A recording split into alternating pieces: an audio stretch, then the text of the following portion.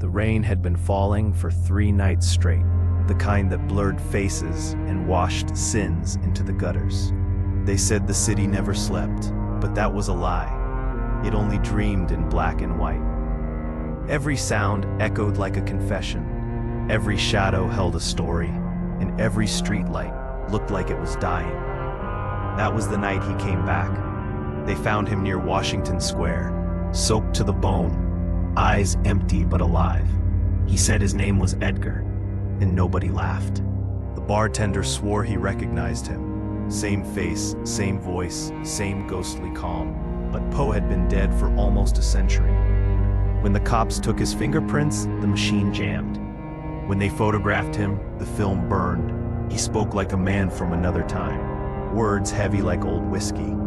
He said he came back to finish a story he never got to end. The papers called him the Raven Man, and soon enough, everyone in the city had seen him. He'd appear in diners, alleys, cemeteries, always writing something down.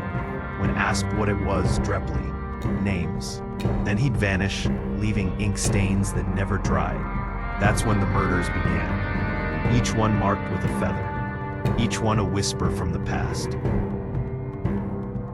The first victim was a publisher, found face down in his office, drowned in a pool of ink. Typewriter keys had been pressed into his skin, spelling nevermore. The cops laughed at first, said it was just a sick homage to the poet. But then came the editor, the critic, the professor, all found in the same way, words carved into their flesh, lines stolen from Poe's own works. The city began to whisper again, like it did back during the Black Dahlia case. The reporters called it poetic justice. I called it prophecy, because I'd seen him too. The man in black, standing under the streetlight on 42nd, hat tilted low, rain dripping from his coat.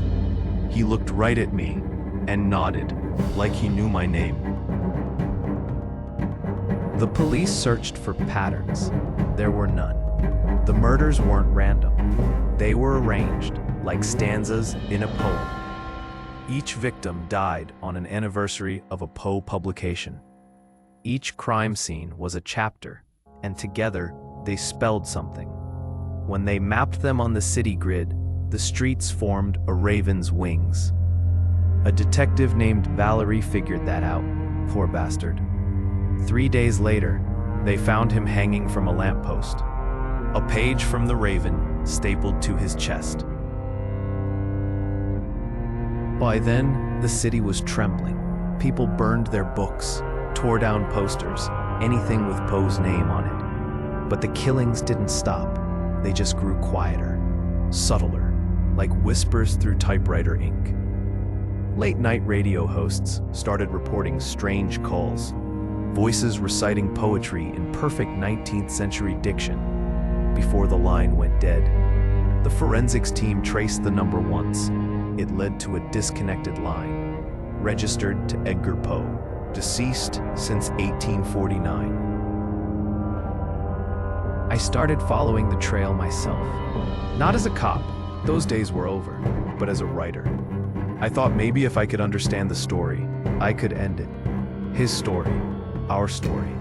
I found the bar where they said he first appeared, the Black Lantern. The bartender still kept his glass, untouched since that night. I asked what he ordered.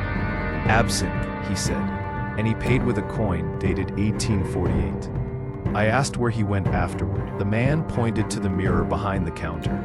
He walked into it, he said, and never came out. The deeper I dug, the stranger things got. My typewriter started acting up. Sometimes it would type on its own. Words I didn't remember writing. Finish the story. My ink turned darker, thicker, almost like blood. And at night, I'd hear tapping, not on the door, but from inside the walls. I thought it was rats, until it spelled my name. I dreamed of him often. The coat, the eyes, the way he stood still while the world dissolved around him. He never spoke, but I could feel his thoughts, like ink bleeding through paper. He wanted me to continue, to keep the story alive. Because maybe that's what he was. Not a man, but a story that refused to die. It all came to a head one night in November. I followed the last clue, an address scribbled in my notebook that I didn't remember writing. It led to a house on Amity Street, Brooklyn, his old home. Inside, everything was preserved, untouched by time. A desk, a quill, and a single candle still burning. On the desk lay a manuscript, unfinished, yellowed, trembling in the draft. The title read, "The Man Who Writes in Shadows." I turned the page, and there I was. My name, my face, my end. The air went cold. The candle flickered, and then he appeared, across from me, sitting in the same chair, his eyes like polished ink. "You wrote me back," he said softly. "Now finish what you started." His hand reached across the desk, and I realized it wasn't casting a shadow. I picked up the pen, and as I wrote the final line, I understood.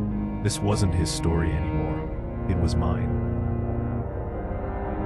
When the cops found me, the room was empty. The manuscript was gone. Only one feather lay on the table, soaked in black ink. The newspapers ran the story for a week before dropping it. Another writer gone mad. Another ghost in a city full of them. But sometimes, when the rain hits the window just right, I swear I hear a faint tapping and a voice whispering from the dark, "Nevermore."